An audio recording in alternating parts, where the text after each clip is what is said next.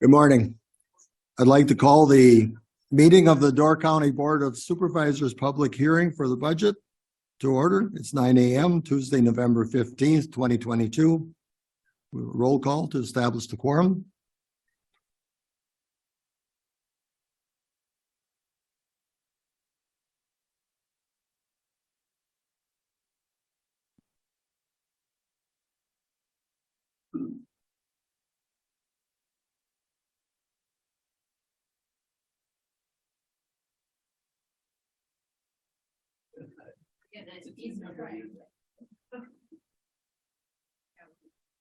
Are you in? You just connected. Yep. Up this third.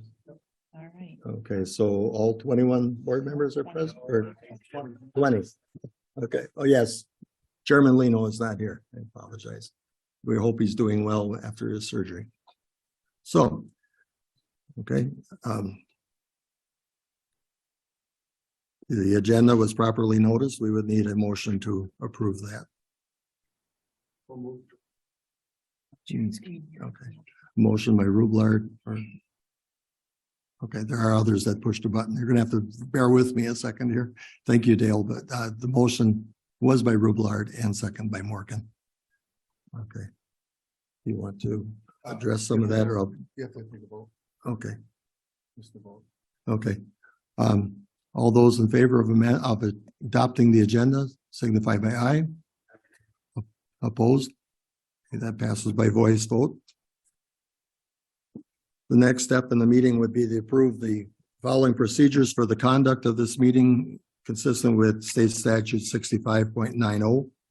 I will read those items. Or Ken may have some comment to it, but go ahead. Okay, all persons wishing to speak will be limited to 5 minutes. A spokesperson representing a special interest group will be allowed 10 minutes for such presentation. Any unused time will not be afforded to succeeding speakers. Persons speaking in favor of a particular item will speak first. Anyone speaking in opposition will be allotted the same time to provide their comments. A person wishing to add a comment to an original statement will be limited to 2 minutes. Time allocation and subject matter allowed is left to the sole discretion of the chairperson without recourse. Supervisors will not participate in the discussion of concerns during this public hearing, and issues that come before the Board of Supervisors later today by way of the budget, ordinance, or resolution are limited to supervisors only unless the rules of order dictate otherwise. Okay, we would need a motion to approve that we follow the state statutes. Okay, motion by Norton and a second by Rusnak to adopt these procedures. Ken, you have any comment to that or we? Okay, all those in favor of that motion signify by aye. Aye. Opposed? Okay, that carries. And then we'll open the public hearing to public comment, public that are here or teleconference or video. And Yep. you can give some direction there, Ken. Sure. So just for context, again, as far as the budget process. So obviously we're required to do the hearing. So what I will do is I'll take about 10 or 15 minutes just to kind of go over the budget. So for some of you, it's maybe the second or third time, but I do think it's important that we cover it for the public so they understand the budget overall. So I'll be doing that. And then once I'm done with my presentation, then we'll take comments from the public. Again, we don't really debate or discuss that with the public. We take all those comments and then we'll adjourn the hearing. Then we go into our agenda and then we actually can discuss those comments or anything related to the budget once it comes up under the resolution. So that's the format that we'll follow this morning. So with that, let me just take some time to kind of go through the budget. And actually where I'd like to start is actually on page 7 of your county board packet, which really is not the budget, but to me tells a great story about our county. If you look at that, starting on page 7, all the way through page 11 of your packet, it actually is what I asked the department heads to do is put a summary of their accomplishments for the year. And I usually say, well, give us, I said, I kind of tease with them. I say, give me your top 5 or so accomplishments, right? And try to limit it so we can actually have a report for you that you can read and kind of go through. But when you get these, I think it's actually very impressive to see all the accomplishments that our departments are doing.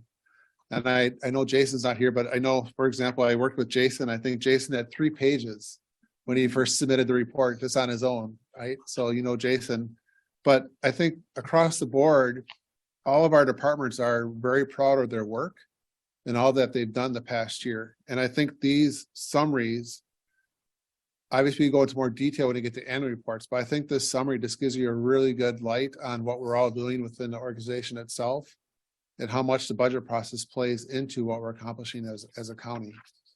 So, and the other big part of what I think this shows is the overall talent within our organization, not only with our department heads, but also the staff that they have underneath them.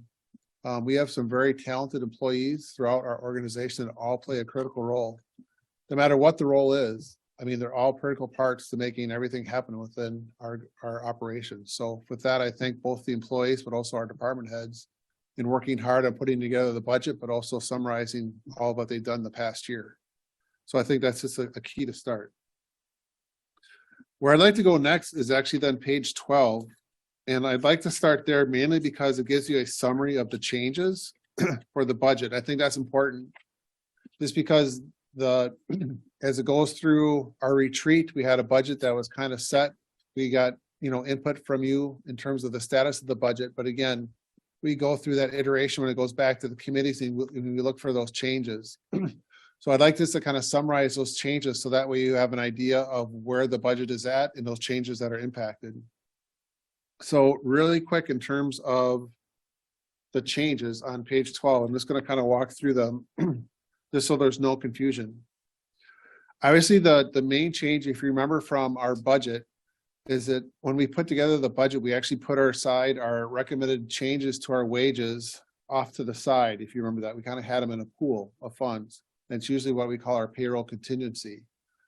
Then when we brought the county board, our plans, both for the pay for performance, but obviously our aging of the plan, which is at 3%, we start to move that money into their budget itself, their individual budgets. Along with that, we also included the premium insurance increases for our health insurance plan, right? So if you look at that, you can see that's where it changed. So we moved approximately 1.9 million into the individual budgets for each department. Also, as part of that change, there was also 88,175 added to the ES portion of the budget. Now, if you recall, emergency services is below the levy line, right? So we have the budget that's within the levy, and then there's the budget outside of the levy. So if you can imagine that, I had $88,000 sitting in my levy, I moved it outside the levy. So it's not like we had a windfall of money, but now we have $88,000 of allocation that we can use within our tax levy portion of the budget, and that'll come up down at the bottom. Likewise, in terms of the change, we did have one of Steve's favorite, the final correction from the state on their net new construction. So in our budget, we had 1.51. The state provided us 1.511. So when we have to do those calculations, it gave us an extra $250 to spend. So when I got that news, I was really excited. So, so again, that's, I guess, an increase to the budget that way. Where we actually use those funds, remember that $88,000 now, where did I apply that? And that's kind of where you'll see. So under the capital improvement projects, we added 75,000 to the maintenance garage for facilities and parks. The reason why we did that is we had I guess a better updated figure from the consultant or the architect, a record in terms of where those costs would come in, and that project's actually out to bid. But just based off construction costs, the market and everything, we knew that we're going to need that additional funding there. Likewise, there was some additional funds then that we actually went to the payroll contingency. That's at 13,175. And then the last change is we have updated numbers for the general transportation aids, and that affects the highway department budget. But again, that's an enterprise fund. So it's in and out. So you'll see that we had a decrease in the aids, but then we also did a decrease in the expenses then. So in essence, it's a net zero impact on the budget. So with that, those are your summary of changes, actually very minimal in terms of any of the adjustments that we made, which is great news. I mean, I went back through all the committees and everything for comments. But again, everything went through and came back pretty clean, which is actually great for the budget process. Okay. So now I'm just gonna jump documents just a little bit, and now we're gonna switch documents to the county budget itself. I'm just gonna walk you through what I consider, I guess, good highlights for us to review. And let me just open my packet here, so I'm walking it with you as well.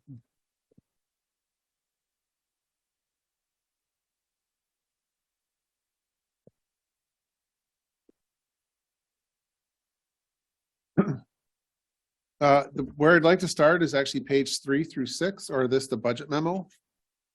I think if anything, if that one, it provides a really good summary to the public in terms of where we're at, in terms of the county, in terms of our expenses and revenue. Again, just under the tax rate, it gives you an idea of how the budget actually comes together.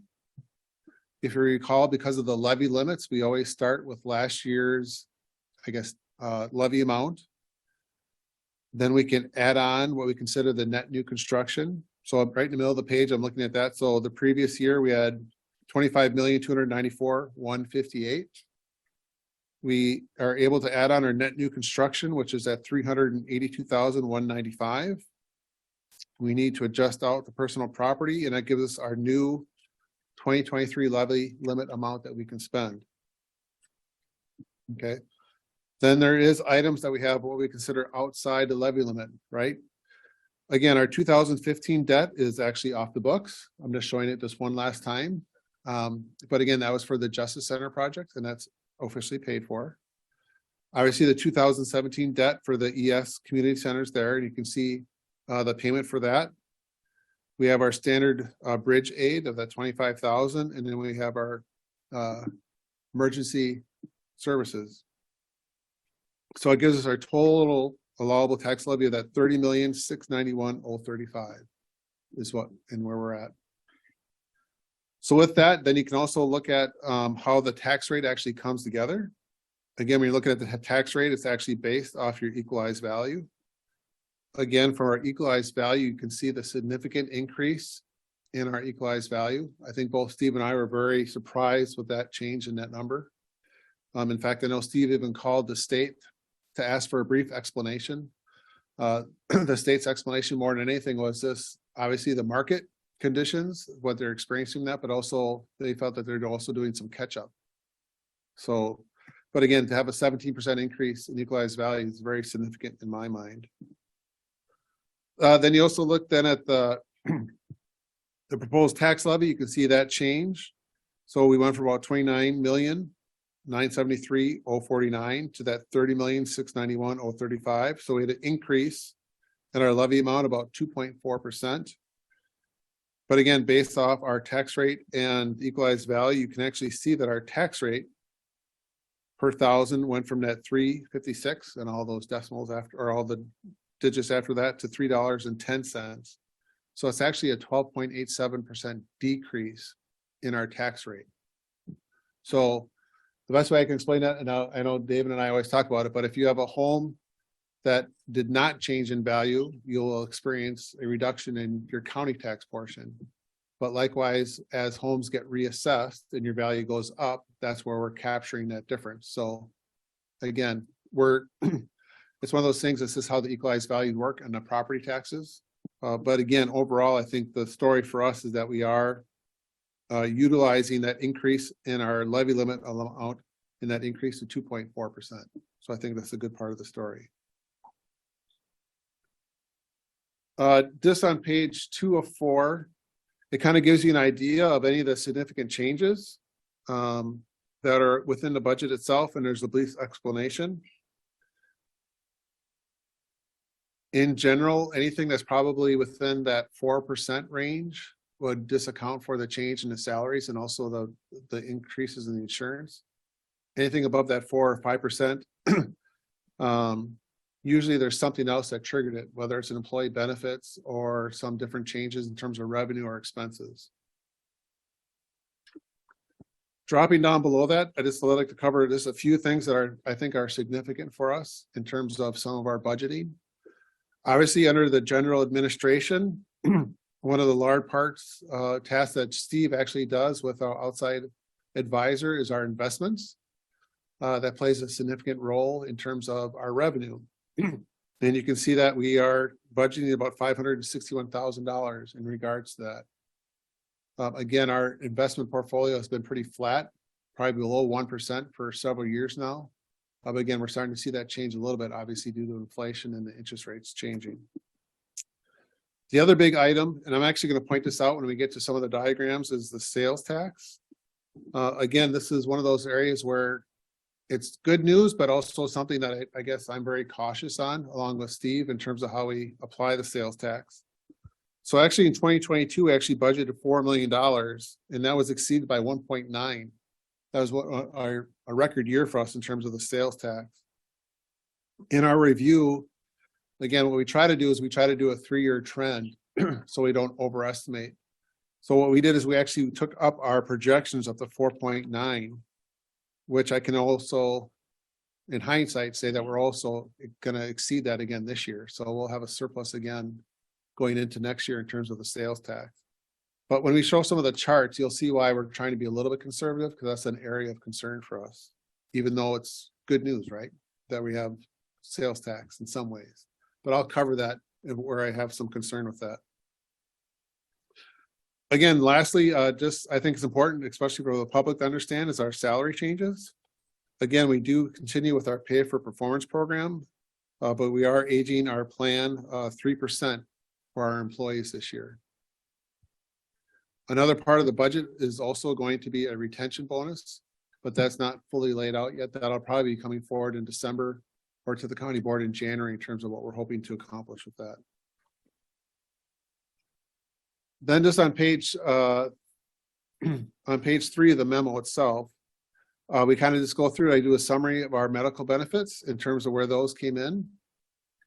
And then lastly, on the bottom of the memo, actually is a great summary of all of our capital projects that are part of the budget. The one thing to me that I always try to point out is under our highway. As you understand, our road infrastructure has always been a priority for us. And we usually try to target at least 17 to 18 miles in terms of our road construction. And right now with our current budget and based off the projects proposed, we're around 19.84. So we're definitely meeting that, I guess, our goal in relation to that. Okay. Moving on. I'm going to be jumping around just a little bit now in terms of some of the charts I'd like to review with you. Obviously, the one that's most common for everyone is our summary sheets on page 10 and 11. Again, that gives you a 3-year comparison of our budget. And again, on the bottom, it gives you that same summary of how the tax rate and equalized value came together. So I won't cover that, but for those of interest of the public, if they're interested in where seeing some of those departments are and their trends in terms of expenses, this is a great resource for the public to access and review. Again, on page 16, then it does have our net new construction. I thought that was a good chart because it gives a summary by community of where those percentages are coming in. And again, that was 1.511%. So with that, I'm going to jump through and go through some of the charts. And I think some of these are actually good for discussion. And if some of you are interested in kind of economies and trends, you can see some of those popping out in here. So let's walk through those. So the first one, if you go to page 20 of the budget book, again, there's a lot of good information, but I'm covering ones that I think are of, I guess, interest or highlights from my perspective. That one you'll see there is the Door County equalized value, and actually shows a trend line from 2020 all the way up to 2023. And I think this one's important, just because if you look at the trend, I guess I'd ask you to look at back at 2008, 9, and 10, right? We had that surge in values, the recession hit. Door County usually lags behind in that recession a little bit, and we had that correction in terms of what happens with the equalized values in the county. If you look at our trend right now, it's to me, it's one of those things that's important just to look at. If you look at that trend line, with that 17% increase, Excel couldn't even account for the trend line to actually get to the tip of that point, right? So the question is obviously the economy, they're talking about a recession that's going to potentially hit within next year. So I guess my question is what's going to happen with that trend line? And if you look at our trends, obviously, once we hit a recession, there's usually a correction that. So that's just something to keep back in our mind, right? But that's just one of those things where it's a trend line for that.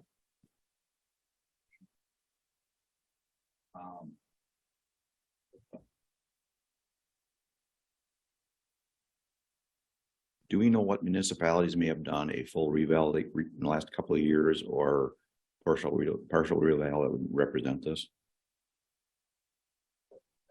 Actually, no, for that, most of the equalized value is set by the state and what they consider that catch up. So actually what's happening is most of the communities now, as you know, once it drops down a certain percentage, they're actually required to actually do a reevaluation. That's what I'm wondering if we happen to know any that did that in the last 2 years. No, Okay, because like Nope. Town of Big Harbor used to do it a quarter of the town every year. Yeah. I just didn't know if we have to Yeah. have that data. based off the data and the numbers now, I think most municipalities will have to start looking at that because they're going to be hitting low on their statutory requirement for their assessed values. I know one that in a different county did it last year and it was massive. So again, for those that aren't familiar, when you look at your tax bill, it usually says what your assessed rate is or what percentage is, either 100% or it drops up, it'll say like 0.9 or something like that. Usually I think if it drops down below 0.9. 0.92, then the communities are supposed to look at doing a reevaluation for their community. So anyways, I just think that's an important trend line for us to monitor. Because again, I think history is showing us what will occur.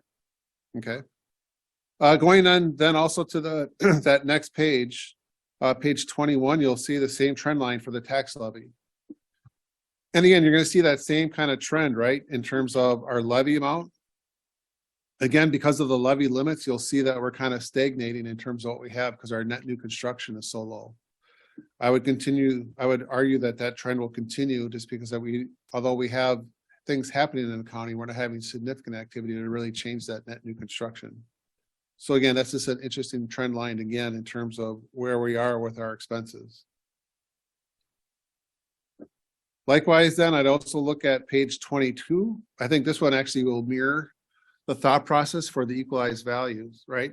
So for the equalized value, look at that trend line when that recession hit in 2008 and 9.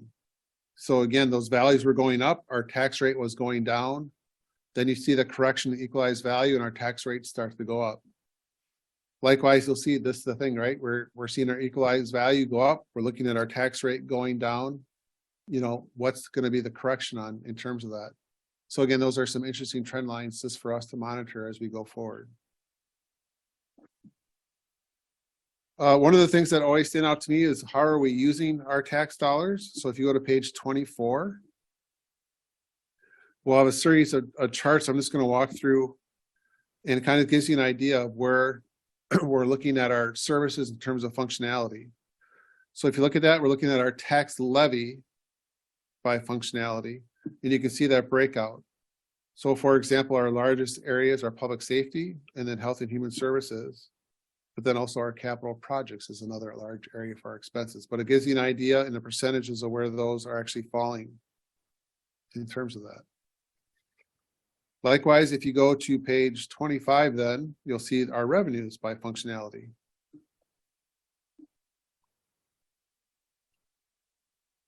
And again, you can kind of see all the trends for that in terms of our revenue.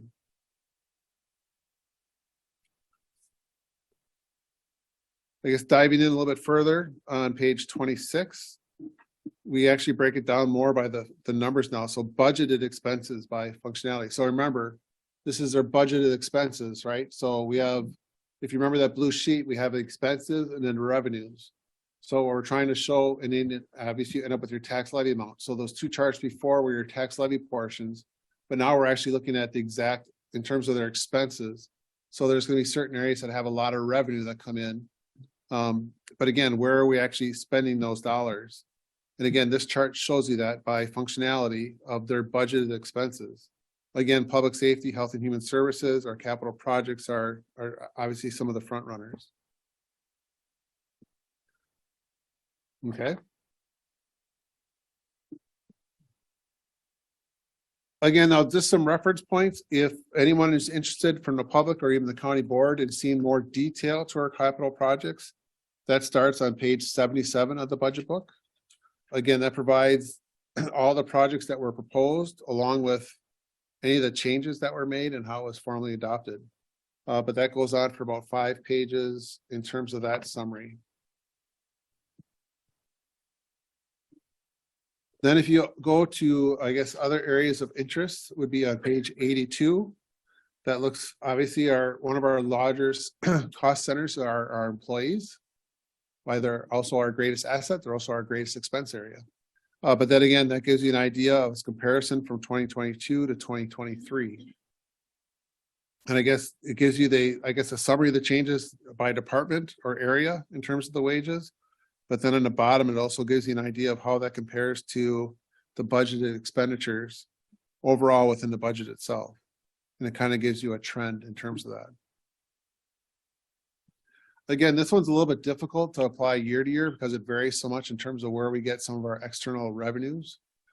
So again, like when we get a state project or state funding for, let's say, a road project, and that's an extra $2 or $3 million of expenses, that again adjusts those percentages of how those wages apply. But again, it's just an important aspect for us to consider as part of the overall budget. The next one is really, I think, a really good discussion on page 83. And this is one of those areas that both Steve and I kind of wrestle with in terms of how to apply this. I think on page 83, the thing I'd like to point out is actually the amount received. That's the second column. And you can see that trend going all the way back to 2000, all the way up to 2021. And again, you can see that growth, right? It started at 2.7. But just look at the growth the last 4 years in terms of the sales tax itself. And then look at that significant drop or jump from 2020 to 21. We went from 4.4 to 5.6 in terms of the sales tax. But then again, you can also see that last column where we see the applied to the tax levy. So we budget for a certain amount, but if we exceed that amount, that amount's applied to the tax levy next year for expenses. And you can see we had a huge jump of that $1.9 million for this past year. To me, where this comes kind of into bear would be the next chart on page 84. Again, that also shows you how we've been working with the sales tax. And again, it's been jumping around a lot those last 4 years. So we've been carrying kind of that balance over to the next year. But again, if you looked at it for 2023, that's a $1.9 million carry forward that we applied to this year's budget. Again, even with our projected increase for this year, we're going to have a pretty significant dollar amount again applied in terms of our applied to our sales tax applied to the levy. The reason I'd like to kind of point this one out is that this one is significant to me because for balancing the budget, it really helped us this year, right? We had, in essence, a $1.9 million windfall that was applied to our budget to make things happen this year. And we tried to be smart to apply a lot of that to one-time expenses so we don't dig ourselves a hole. But again, we're using that money now, right, for funding of projects and so forth. So, and again, we have another good year coming up. So next year, I'd say that we're in a strong financial position. But the question is that number going to self-correct again? And what happens if it goes down? So that's why when Steve and I are looking at that trend, we try to look at least 3 years in terms of a trend line. Because if we over project and it does drop, then we're in a world of hurt. So it's a really tough balancing act, but this number to me is probably one of the most important ones for us to monitor, because it really does help either balance our budget at the end with some of our pushing and pulling on our expenses. But again, if you rely on it too much and that trend line changes, or if there's a significant drop, that also puts us in a very bad position as well, because we were expecting that money coming in. So it's both good and bad in terms of that rationale related to that. Yeah, can you explain why the sales tax? Thank you. Can you please explain why the sales tax collected for 21 is being applied to 23? And where specifically I'm curious is because in 22, we upped that to 4 million. So can you just explain the amount budgeted? We upped to 4 million. So we did correct last year. Now we're going to correct again this year. So is there an explanation? High level, if you could. Yep. I actually think that was supposed to be 2020, the 2021 is applied. They're the- all, oh, so they just didn't get budget. Okay. So it's just a matter of the sheet didn't get. It's shipped. always, you can think about it, it's always like a 2-year lag Okay, that's it. because you collect the money in the 1 year and then you get the final results and we build our budget, but it's actually applied the year out after that. Perfect. So Thank that's how it kind of comes together. So in 21, we collected 5.6 in sales tax, but that windfall, to use your word, is being applied this next Correct. year. Thank you. It's actually being applied in 2023. So again, in what we're experiencing now in 2022, right, we're hitting record numbers again. That's gonna apply for 2024. So from our 2024 budget, with that extra funds coming in, it puts us in a strong position to balance the budget for next year. But like I said, it's also one of those things that if it does change, that trend changes.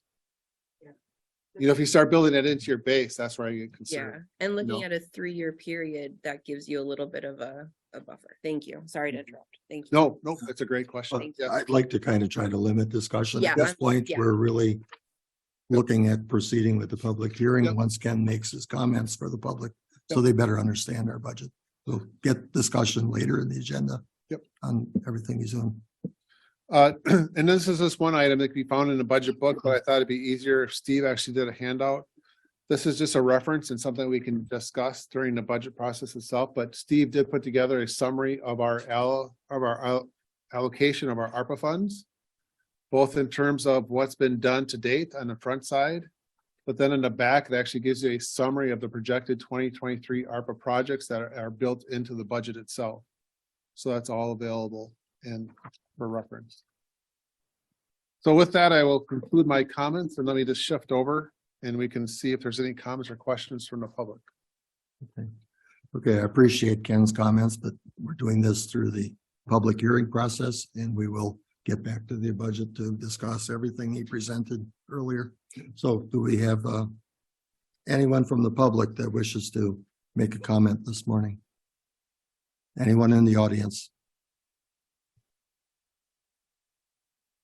Seeing no indication from the audience, is there anyone online? Sure, if you're online, we have several that called in, but if you would like to hit *9 on your phone, I can give you the floor for comment. Likewise, those that are using an online version, if you'd like to ask a question or give comment, you can raise your hand and I'll give you the floor.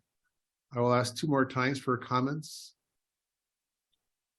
For the second time, any comments? With that, I'll turn it back over to the chair. Okay, hearing no indication of anyone wishing to speak to the budget hearing, we'll declare the hearing completed. And there will be no further public comments. We need a motion to adjourn from the public hearing. Second. Who so moved? Motion by Hugh and a second by Dave Angle. Okay, all those in favor of the motion to adjourn signify by aye. Opposed? Okay, the hearing is concluded.